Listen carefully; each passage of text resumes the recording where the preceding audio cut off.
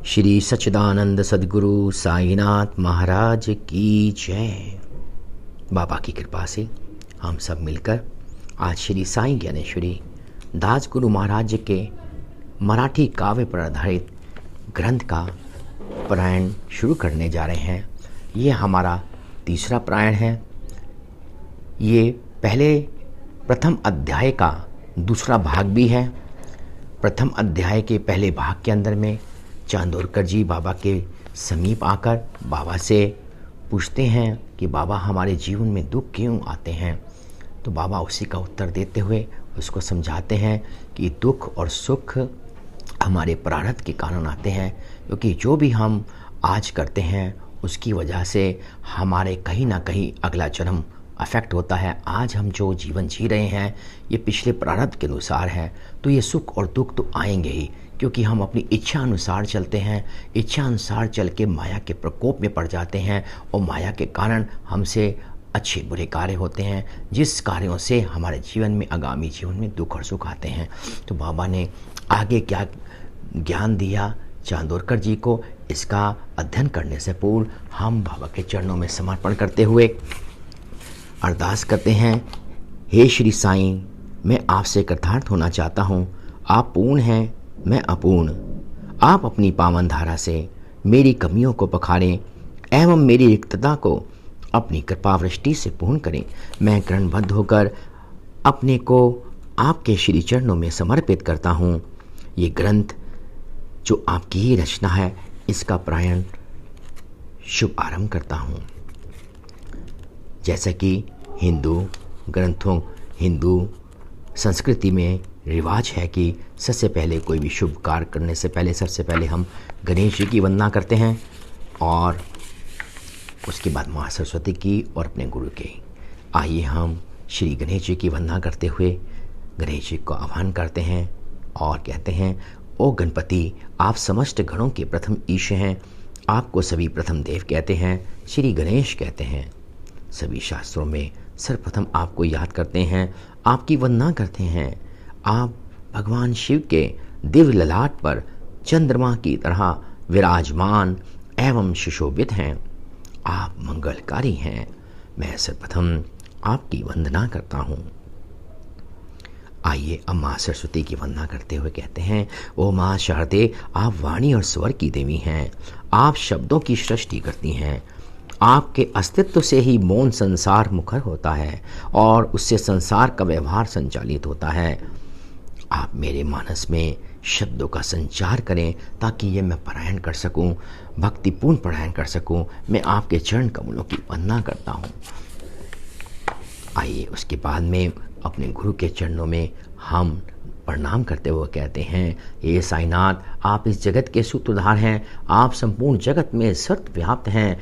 आप समस्त शास्त्रों के विचार हैं। आप सभी ग्रंथों में ज्ञान के रूप में विराजमान हैं। आप अपने स्वरूप की एक झलक दिखाकर मुझे भी उपकृत करें ताकि आपके गुणों का कुछ गुणगान मैं भी कर सकूं। मैं आपके चरणों की वंदना करते हुए इस ग्रंथ का पारायण भक्ति पूर्ण करने जा रहा हूँ। ये आपकी ही रचना है। आप ही मेरी सहायता कर मुझसे ये अपना कार्य पूर्ण करवाएं। हे साईनाथ, आप नीलकंठ के समान हैं और इस कार्य के अंतराल में कहीं भी समस्याओं का हलाहल अवरोध बनकर सामने आए तो आप नीलकंठ के रूप में उस हलाहल का स्वयं उपशमन करें ताकि आपका कार्य निर्विघ्न पूर्ण हो सके। बोलिए श्री सच्चिदानंद सद्गुरु साईनाथ महाराज की जय। चांदोरकर जी को बाबा आगे बताते हैं। थोड़ा सा पीछे जाकर मैं इसको पढ़ाना शुरू करता हूँ। इस संसार में जो आया है, जिसने जन्म लिया है, उसे कैसा आचरण करना चाहिए। हे नाना, मैं तुमसे शास्त्र समस्त उसी आचरण के बारे में सांगोपांग कर रहा हूँ। उसका तुम ध्यान पूर्वक श्रवण करो। प्रारब्ध के अनुसार हमें ये शरीर प्राप्त हुआ है, उसी के अनुसार ही हमारी आज की स्थिति प्रस्तुति है। इस परिस्थितियों से हमें संतोष होना चाहिए कि जो भी हमें प्राप्त है वो हमने इच्छा अनुसार चलकर इच्छा अनुसार कर्म करके ही स्थिति को प्राप्त किया है। उसमें हमें खुश रहना चाहिए, संतोष व्यक्त करना चाहिए। वृथा चिंतन और बेकार की छटपटाहट कभी नहीं करना चाहिए, क्योंकि उसकी छटपटाहट करने से भी कोई भी फायदा होने वाला नहीं, क्योंकि जो हमने कल का निर्माण किया था वो आज हमारे सामने है। प्रारब्ध के अनुसार घर, धन, संपत्ति आदि यदि हमें प्राप्त हुई है तो तुम्हें अत्यंत विनम्र रहना चाहिए। फलों से आच्छादित हो जाने पर वृक्ष की शाखाएं जिस प्रकार झुक जाती हैं। नर्म होना अच्छा है, परंतु सभी के सामने नर्म बने रहना ठीक नहीं। दुष्ट एवं दुर्जन को पहचानो। संसार में इनकी परख करना अति आवश्यक है। दुष्ट एवं दुर्जन के सम्मुख धनी का नम्र होना अच्छा नहीं, अन्यथा वह तुमसे अनावश्यक फायदा उठाएंगे। शास्त्र कहता है कि दुष्ट के सामने कठोर बनकर हो, इसे तुम अपने मन में अच्छी तरह से बांध कर रखो। साधु संत और सज्जनों के सामने हमेशा उनका मान रखो, उनका सम्मान करो, उनके सामने घास की तरह विनम्र बने रहो। धन संपत्ति दोपहर की छाया के समान होती है, ये कब सिमट जाए, ये कब बिसर कर चली जाए, इसकी स्थायिता का कोई भरोसा नहीं है। अतः धन संपत्ति का अभिमान अपने शरीर पर हावी मत होने दो। संपत्ति के अहंकार में व्रता ही किसी को परेशान मत करो। संपत्ति, धन यानी कि लक्ष्मी चंचला होती है, वो छोड़कर चली जाती है। अपनी प्राप्ति आमदनी को देखते हुए उसमें से कुछ सीमा में कुछ धन दान धर्म के लिए खर्च करना चाहिए। एडवांस और कर्ज उधार लेकर दान धर्म के लिए उछाल करना, सामर्थ्य से अधिक खर्च करना नहीं चाहिए। बाबा आगे कहते हैं, तुम्हारे क्रियाकलाप अशाश्वत हैं, यानी कि कुछ समय के लिए हैं। जो भी तुम कार्य करने आए हो वो बहुत ही कुछ समय के लिए ही हैं। प्रारब्ध के अनुसार मिली ये देह जब तक है तब तक ही तुम कोई कार्य कर सकते हो, मगर फिर भी इन क्रियाकलाप के लिए, इस जीवन को जीने के लिए हमें द्रव्य यानी कि धन की नितांत आवश्यकता होती है। शरीर को भोजन पचाने के लिए जैसे पित्त यानी कि लार की आवश्यकता होती है, वैसे ही ये जीवन यापन के लिए, कोई भी क्रियाकलाप करने के लिए यानी कि संसारिक जीवन को चलाने के लिए धन की आवश्यकता होती है। हर कार्य के लिए धन एक जरूरी माध्यम है, परंतु केवल उसमें ही मन को उलझाए रखना ठीक नहीं। धन होने पर कंजूस बनना भी अच्छा नहीं। धनी को उदार वृत्ति रखनी चाहिए। आवश्यकता से अधिक उदारता भी ना बरतो, यह किसी काम की नहीं। एक बार यदि तुम्हारा द्रव्य पूर्णता तुम्हारे हाथ से निकल जाता है तो फिर तुम्हें कोई नहीं पूछेगा। मांगने पर कोई एक ढीला एक कोड़ी भी ना देगा। उदारता के साथ उछाल, जरूर से ज्यादा खर्च यदि दोनों साथ हों तो इसे खतरनाक जानो। इनमें से एक की अधिकता ही घातक होती है, दोनों के एक साथ होने पर तो अनर्थ भी हो सकता है। द्रव्य का दान देने से पहले ग्रहण करने वाले की योग्यता देखो, वास्तव में उसे उसकी आवश्यकता है या नहीं, इस पर अच्छी तरह से विचार करो। यदि उसे जरूरत है तो अपने हाथ से उसकी सहायता अवश्य करो। अपंग, अनाथ, रोग से ग्रस्त व्यक्ति ये दान के योग्य पात्र हैं। लोक कल्याण एवं सार्वजनिक कार्य के लिए भी धन का दान सर्वथा उचित है। अभावग्रस्त, मेधावी विद्यार्थी, प्रसरपूर्ण पीड़ाग्रस्त स्त्री, अनाथ बालक, अनाथ स्त्री दान के योग्य हैं, उनकी यथाशक्ति सहायता करो। अब बाबा अन्नदान के बारे में बता रहे हैं कि 3 प्रकार के अन्नदान होते हैं। सामूहिक यानी कि बड़ी संख्या में, नियमानुसार यानी विधि विधान के अनुसार, और प्रासंगिक यानी किसी अवसर आने पर। भंडारे के रूप में भी अन्नदान किया जा सकता है। सामूहिक भंडारा कोई भी हो, कभी भी स्वेच्छा से कर सकते हैं। घर, संपत्ति, अनेक प्रतिष्ठान होने पर, अनुकूल समय चलने पर, मन में संजोई हुई अच्छी इच्छाएं पूरी होने पर सहस्त्र यानी कि 1000 लोगों को अन्नदान करें अथवा भंडारा कराएं। उस भंडारे में ऊंच नीच का भेदभाव न करें। भंडारा पाने के लिए चारों वर्ग के लोग श्रेष्ठ हैं, योग्य हैं। पागल, दुष्ट एवं अन्न की अवज्ञा यानी कि जो अनादर करते हैं अन्न का, जो भंडारे में आते हैं अन्न को फेंक देते हैं, इसका अनादर करने वाले व्यक्ति अन्नदान यानी कि भंडारे के योग्य पात्र नहीं हैं। भंडारा या विशेष प्रयोजन वश किए जाने वाले अन्नदान के ये विभिन्न प्रकार हैं जिन्हें विधिवत पूर्ण करें।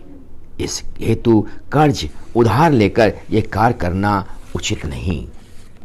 कर्ज से भंडारा या अन्नदान करना पूर्णतः वर्जित है। सामूहिक अन्नदान यानी कि भंडारे के लिए योग्य कौन है, इसका निर्धारण करो। पाथिक, तपस्वी, सन्यासी, लंगड़ा, लूला, भिखारी, भूखा व्यक्ति भंडारा ग्रहण करने के लिए सर्वथा योग्य पात्र हैं। मांग कर भोजन या अन्न प्राप्त करने वाले निर्धन विद्यार्थी जो माधुकरी पर भिक्षा से उदार पूर्ति करते हैं, उन्हें नित्य नियम पूर्वक भोजन या अन्न दान दो। शादी खुशी के प्रसंग पर, उत्सव व्रतों के उद्यापन पर आदि इन सब ऐसे अवसरों पर आने पर प्रासंगिक भंडारा करो। प्रसंगों यानी कि अवसर पर आयोजित प्रासंगिक भंडारे में अपने इष्ट मित्रों को आमंत्रित करो। अपने रिश्तेदारों एवं सुहृदजनों को भी आमंत्रित करो। उन्हें आदरपूर्वक भंडारा अन्नदान कराओ। ये अन्नदान के अलग अलग प्रकार हैं, इन्हें आचरण में लाओ, ऐसा मैं तुमसे कहता हूं। बाबा कह रहे हैं इस अन्नदान को अपने आचरण में लेके आओ, अपनी नित्य सेवा में लेके आओ, ऐसा मैं तुम्हें कह रहा हूं। साथ ही योग्यता अयोग्यता का भी विचार करो कि कौन भंडारा और कौन आपके अन्नदान का योग्य पात्र है। इसके बाद ही क्रिया नीति में आचरण में लाओ। वस्त्र दान करने की भी इसी प्रकार की रीति है। जरूरतमंद वस्त्रहीन को ना बिरसाओ। अपनी सामर्थ्य शक्ति के अनुसार वस्त्र दान करो।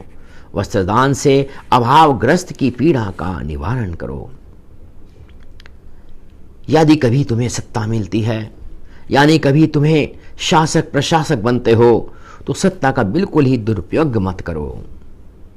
न्याय के आसन पर बैठकर रिश्वतखोरी, पक्षपात एवं अन्याय ना करो।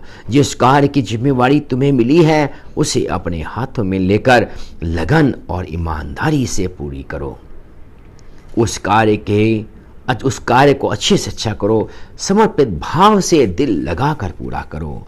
लोग बार बार नजर गाड़ कर देखें, ऐसी पोशाक, ऐसे कपड़े ना पहनो। वस्त्रों को पहनकर तुम में अहंकार की झलक आ जाए, ऐसे वस्त्रों की इच्छा ना रखो, उन्हें ना पहनो। आप सब भक्तगण जानते होंगे कि दास गुरु महाराज जी कीर्तन में जा रहे थे, बाबा के पास आते हैं। उन्होंने अंगरखा पहन रखा था, फेंटा लगा रखा था, बहुत अच्छे सुंदर कपड़े पहन के बाबा के पास आते हैं और बाबा को कहते हैं मुझे आज्ञा दीजिए, कीर्तन करने जा रहा हूँ। तो बाबा ने कहा मेरे सामने ये सारे वस्त्र उतार दो, क्योंकि बाबा नहीं चाहते थे कि किसी को ऐसे वस्त्र पहनकर उनको अहंकार हो। आइए हम कथा की तरफ चलते हैं। किसी का अनावश्यक ही या अकारण ही अपमान मत करो। धूर्त, दुष्ट एवं अलक्षणी से दूर रहो। ये अंतस को चोट पहुंचाते हैं, यानी कि जो दुष्ट लोग हैं, धूर्त लोग हैं, चालाक लोग हैं, वो कहीं ना कहीं कभी ना कभी तुम्हें हृदय को आपको चोट पहुंचाएंगे, इसलिए उनसे दूर रहो। पुत्र पुत्रियां, दास दासियां, यहां तक कि तुम्हारा ये शरीर भी तुम्हें प्रारब्ध के अनुसार प्राप्त हुआ है। इनके साथ प्रेम पूर्वक व्यवहार बर्ताव करो। स्त्री, पुत्र, पुत्री, रिश्ते नाते यही तक इसी जन्म तक हमारे साथ हैं, ये मानो। मन में इनका अभिमान करने से जन्म मरण का चक्र बंधन बनता है, यानी इससे संसार में आने जाने का क्रम लंबा होता जाता है। यानी कि बाबा कह रहे हैं कि हमें ईश्वर की कृपा से जो भी प्राप्त है, जो भी घर संसार, स्त्री पुत्र पुत्री पुत्र सब प्राप्त हैं, उनका अभिमान मत करो। और अगर उनका अभिमान करोगे, उनके मोह में ज़्यादा फंसोगे तो आने जाने का क्रम बहुत लंबा हो जाएगा। आगे देखिए बाबा क्या कहते हैं, किसी को भी ये देह प्रारब्ध के अनुसार मिली है, संचित कर्मों को पूर्ण समाप्त कर लेना चाहिए। आज जो तुम्हें मानव जन्म मिला है उसमें हमें अपना लेन देन समाप्त कर लेना चाहिए। इसी जन्म में उसका लेश मात्र भी लेन देन नहीं रहना चाहिए, ताकि कर्मों के अंत में, अंत के साथ, ना कि जीवन के अंत के साथ, जीवन मृत्यु के चक्र का भी अंत हो जाए। ऐसा ना हो कि कुछ कर्म आखिरी समय तक रह जाएं और वे अगले जन्म में खिंच जाएं, जिसके लिए फिर से जन्म लेना पड़े। इस जीवन का महत्व है, मानव जीवन का बहुत ही बड़ा महत्व है। इसके लिए देवता भी तरसते हैं। हमारे रिश्ते नाते तो सिर्फ इसी जन्म के लिए हमारे साथ हैं। संचित कर्मों को इसी जीवन में निश्चित ही समाप्त कर लेना चाहिए, इसे आगे नहीं जाने देना चाहिए। जैसा भी हो तुम इसी जन्म में ये प्रयास करो कि आगे बार बार जन्म ना हो। वासना यानी कि रिश्ते नातों का संबंध संसार के साथ तुम्हें बांधता है। इस बंधन से मुक्त होने का प्रयास करो। शास्त्रों में कहा गया है कि अपनों यानी कि रिश्ते नातों का मोह ना करो। रिश्ते नाते झूठे हैं, इनसे मोह ना करने पर ही सच्चा सुख मिलेगा। सच्चे सुख में ही अक्षय आनंद है। यही तुम्हारे लिए लाभकारी कल्याणकारी है। जैसे कि हम किसी धर्मशाला में जाते हैं, वहाँ कुछ समय के लिए रुकते हैं, अल्पकाल के लिए रहते हैं। जिस उद्देश्य के लिए स्थान विशेष पर गए थे, वहाँ कार्य उद्देश्य पूरा होते ही वहाँ से वापस चल देते हैं। हम किसी धर्मशाला में जाते हैं किसी कार्य के लिए, जब कार्य खत्म हो जाता है तो वापस चल देते हैं। उस धर्मशाला का मोह करके वहाँ अपना तंबू नहीं गाड़ते। वैसे ही स्थिति हमारी इस संसार में है। ये संसार महज एक धर्मशाला है। अतः इस धर्मशाला के प्रति, इस संसार के प्रति यात्री का मोह कैसा? इसका मोह ठीक नहीं। प्रत्येक व्यक्ति को अच्छा व्यवहार करना चाहिए, अपने कर्तव्यों का अच्छी तरह से पालन करना चाहिए। इसके साथ ही उसे ईश्वर को भी याद करना चाहिए, जो ईश्वर सच्चिदानंद स्वरूप है, यानी जो सचमुच है और सभी के चित्त में आनंद की धारा के रूप में स्थित है। यानी कि आत्मा के रूप में परमात्मा हमारे अंदर ही स्थित है। अपने पुत्रों को धरती पर लाने वाला, सबकी रचना करने वाला वहाँ एक ईश्वर ही है। उस ईश्वर ने अपने जिस पुत्र को हमारे पुत्र के रूप में सृजित किया है, यानी कि जो हमारा बेटा है, वो ईश्वर की देन है। उसने उसका भार यानी कि दायित्व निर्वाह करने की जिम्मेवारी हमारे सिर पर सौंपी है। हम बचपन में उसका लालन पालन करें, उसे अच्छी शिक्षा प्राप्त कराएं, बड़ा होने पर उसे कार्य व्यापार में थोड़ा बहुत यानी धन दे, ताकि पुत्रों के लालन पोषण में, उनकी अच्छा शिक्षण देने में, उनको पांव पर खड़ा करने में आवश्यकता अनुसार धन खर्च करो, परंतु उनका अभिमान मत करो। यानी कि अभिमान करने का मतलब अहंकार होता है। अहंकार करना यानी कि पुत्र के मोह का हम अहंकार करते हैं, पुत्र में मोह करते हैं, उससे अहंकार पैदा होता है। ये समझो कि वो ईश्वर की देन है। ईश्वर ने उसका दायित्व हमारे सिर पे दिया है, हम ईश्वर का कार्य कर रहे हैं। बेटा तो वो ईश्वर का है। तुम अपने पारिवारिक कर्तव्यों का पालन करो, किए गए कार्य का श्रेय ईश्वर को दो, कार्य का जो भी फल हो उसे भी ईश्वर को समर्पित कर दो। कर्तव्य करते हुए भी स्वयं को निर्लिप्त रखो। जैसा कि भगवान कृष्ण ने भी कहा है, तुम जो भी कार्य करते हो उसका फल खुद लेने की इच्छा मत करो, फल की इच्छा कभी मत करो, और जितने भी तुम्हारे कर्मों के फल होंगे वो सब ईश्वर को सौंप दो, ताकि आपको उन फलों से आपका प्रारब्ध नहीं बनेगा। इसी प्रकार का बाबा ने चांदोरकर जी को यहाँ ज्ञान दिया है। बाबा कहते हैं अपने ज्ञान का उपयोग करो, अच्छे और बुरे लोगों को अच्छी तरह से पहचानो, जो अच्छे लोग हैं उनके करीब रहो, बुरे लोगों से अपने को दूर रखो, अच्छे कार्यों को अपने हाथ में ले लो, उन्हें अपने प्रयत्नों से सफल अंजाम दो, कीर्ति के रूप में कुछ रेखाएं खींचो, यानी कि तुम संसार में आए हो तो कुछ कीर्ति प्राप्त करो, पीछे मुड़कर मत देखो, अपने पिछला मत देखो कि मेरा पीछे में क्या हुआ था, वो बुरा मानेगा वो अच्छा मानेगा, मेरे साथ में ये है वो नहीं, आगे चलते जाओ, मंजिल के लिए राह पर चलते रहो, कार्य दायित्वों को अंगीकार करके उन्हें पूर्ण करो, दायित्व के प्रति उदासीन मत बनो, यानी कि आपके जो दायित्व हैं, आपकी जो ड्यूटी रिस्पॉन्सिबिलिटी है, उसके लिए डोंट बी लेजी। पुरुषार्थ से ही पुरुष की पहचान होती है। चाहे कितने ही कार्य दायित्व आए, तुम उन्हें पूर्ण करो, अपने कार्य को स्वाभिमान पूर्वक पूर्ण करो, उनके प्रति अपने मन में कभी अभिमान मत प्रकट होने दो, कार्यों की निष्पत्ति आने पर भी अपने में लीन रहो, जबकि निष्पत्ति मतलब उनके फल जब प्रकट होते हैं उसके प्रति आप ईश्वर में ही लीन रहो, मन में किसी प्रकार का गर्व पैदा मत होने दो, उसे प्रशय मत दो। यूजुअली होता यही है, जब हमें कोई फल अच्छे प्राप्त होते हैं, सम्मान होते हैं, तो हम गर्व करते हैं, अभिमान करते हैं। अभिमान ही सब चीज़ों की जड़ है, अहंकार ही सब चीज़ों की जड़ है। व्यक्ति जब तक अस्तित्व में है, यानी इंसान की जब तक यह जिंदगी है, तब तक अपने शरीर का भली भांति ध्यान रखना चाहिए, यानी कि जब तक ये हमारे पास में शरीर है, अगर हम शरीर का ध्यान नहीं रखेंगे, इसकी देखभाल नहीं करेंगे, तो ये बीमार हो जाएगा, क्षतिग्रस्त हो जाएगा, और हमारी आत्मा जो हम कार्य करने के लिए आई है इस दुनिया में वो कर नहीं पाएगी। इसलिए भक्तों, अपने शरीर का भी पूर्ण ध्यान रखना है। मृत्यु घटित होगी, एक ना एक दिन अवश्य आएगी, इसके लिए बेकार का शोक मत करो। उसके लिए क्या डरना है? मृत्यु तो आती है जीवन में, हर कोई भी आज तक हजारों लाखों सालों का इतिहास है, कोई यहाँ जिंदा नहीं बचा, सबने जाना है मृत्यु आएगी ही।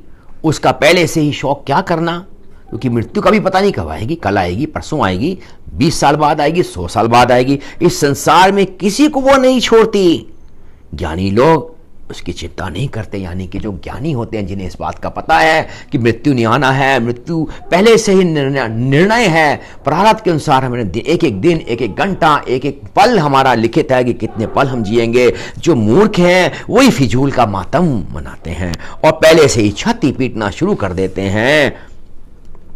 5 तत्वों से निर्मित ये शरीर, उनमें 5 तत्वों से लिया गया, यानी कि इस प्रकृति से लिया गया कर्ज है। जो हमारा शरीर बना है वो 5 तत्वों से बना है। आप जानते हैं 5 एलिमेंट्स ऑफ नेचर। तो ये हमारे शरीर जो बना आत्मा ने उनसे कर्ज लिया है, प्रकृति से, नेचर से।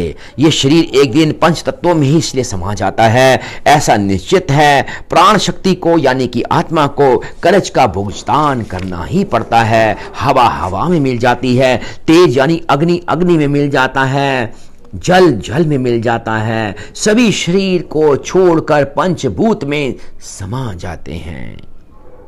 हमारा शरीर इस पृथ्वी का ही अंश है, इस प्रकृति का अंश है। वह उसमें मिलकर एक ना दिन समरूप हो जाएगा। यही इस शरीर का सत्य है, यानी कि हमारा शरीर एक मिट्टी की तरह है जो मिट्टी में ही मिल जाएगा। अतः इसका शोक करना उपयुक्त नहीं है। समझदार व्यक्ति के लिए ये शौक का विषय नहीं। ठीक उसी प्रकार से बच्चों के जन्म पर हर्ष नहीं करना चाहिए। बाबा कहते हैं जैसे मृत्यु पर शौक नहीं करना है, क्योंकि मृत्यु तो आएगी, एक न एक दिन आएगी, जरूर आएगी।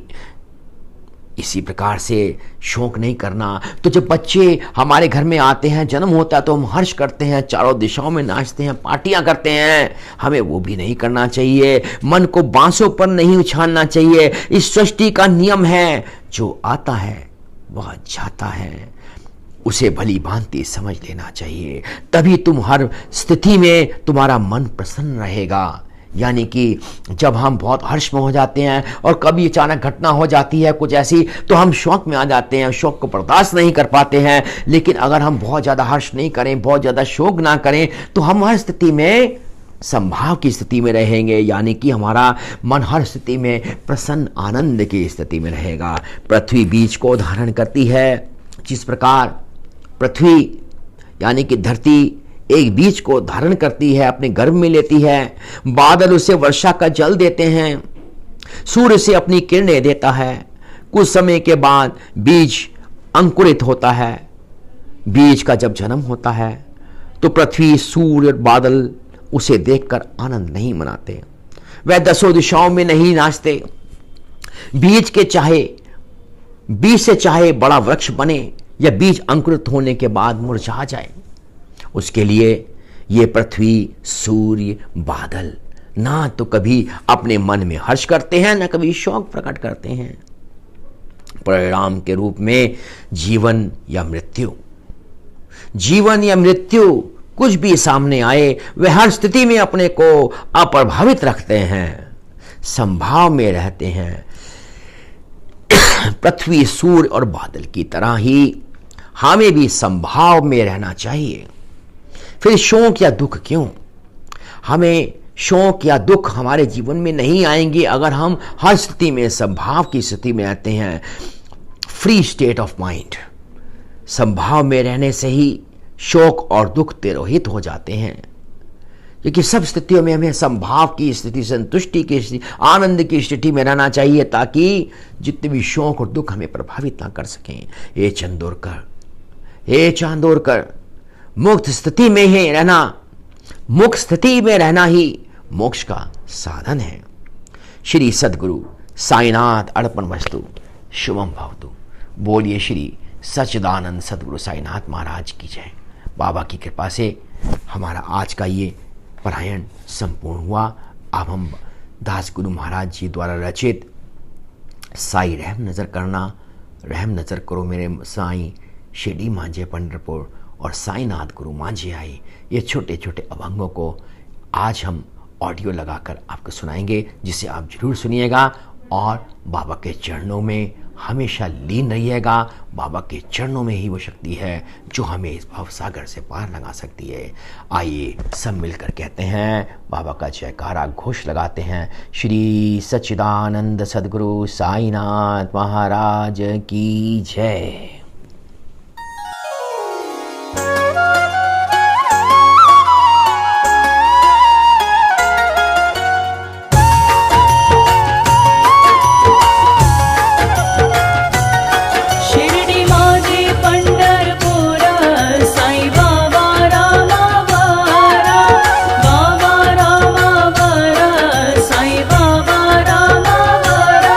शुद्ध भक्ति चंद्र भागा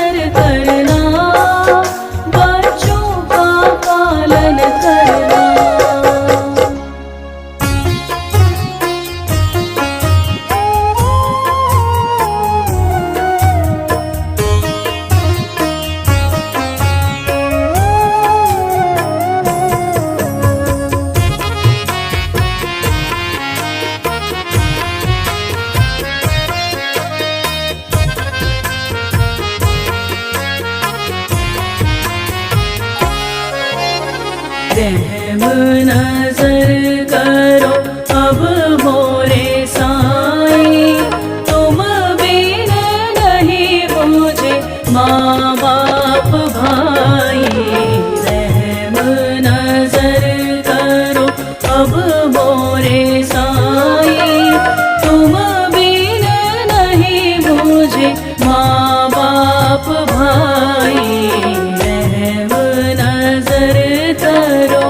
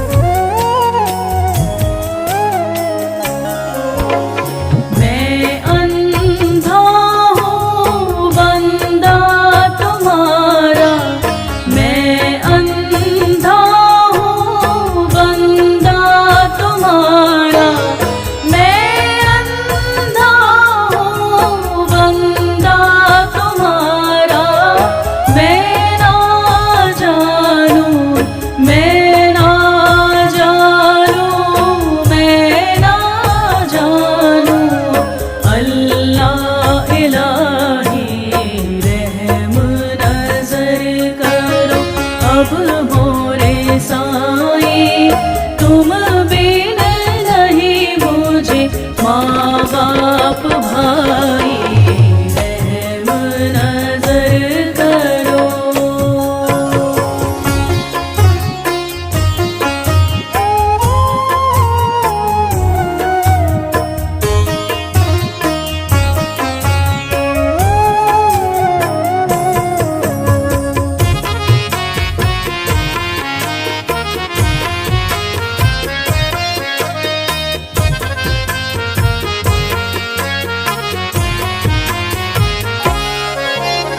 खाली ज़माना मैंने गवाया, खाली ज़माना मैंने गवाया, खाली ज़माना मैंने गवाया।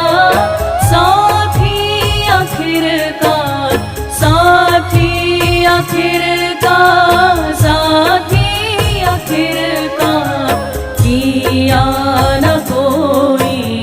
रहम नजर करो अब मोरे साईं, तुम बिन नहीं मुझे माँ बाप भाई। रहम नजर करो।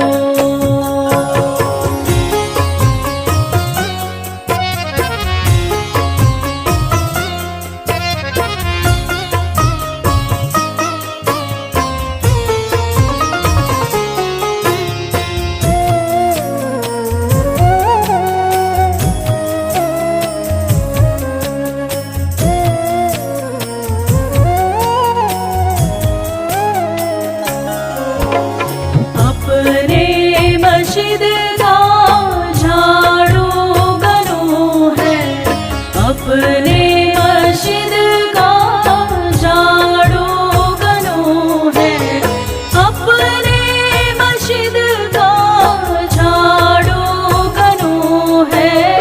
मालिक हमारे, मालिक हमारे, मालिक हमारे तुम बाबा साईं।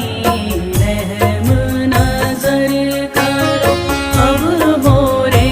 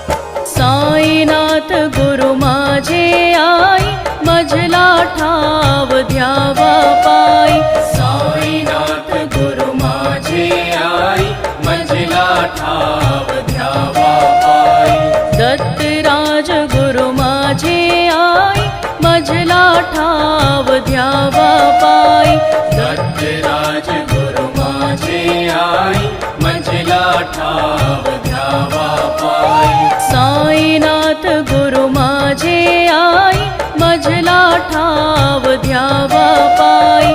साईनाथ गुरु माझे आई, मजला ठाव ध्यावा पाई। मजला ठाव ध्यावा पाई, मजला ठाव ध्यावा पाई। मजला ठाव ध्यावा पाई, मजला ठाव ध्यावा पाई। साईनाथ गुरु माझे आई, मजला ठाव ध्यावा पाई। साईनाथ गुरु माझे आई, मजला ठाव ध्यावा पाई। दत्तराज गुरु माझे आई, मजला ठाव ध्यावा पाई। दत्तराज गुरु माझे आई, मजला ठाव ध्यावा पाई। साईनाथ गुरु माझे आई, मजला ठाव ध्यावा पाई। साईनाथ गुरु माझे आई, मजला ठाव ध्यावा पाई। मजला ठाव ध्यावा पाई, मजला ठाव ध्यावा पाई। मजला ठाव ध्यावा पाई, मजला ठाव ध्यावा पाई। साईनाथ गुरु माझे आई, मजला ठाव ध्यावा पाई। साईनाथ गुरु माझे आई, मजला ठाव ध्यावा पाई। दत्तराज गुरु माझे आई, मजला ठाव ध्यावा पाई। दत्तराज गुरु माझे आई, मजला ठाव ध्यावा पाई। साईनाथ गुरु माझे आई, मजला ठाव ध्यावा पाई। साईनाथ गुरु माझे आई, मजला ठाव ध्यावा पाई।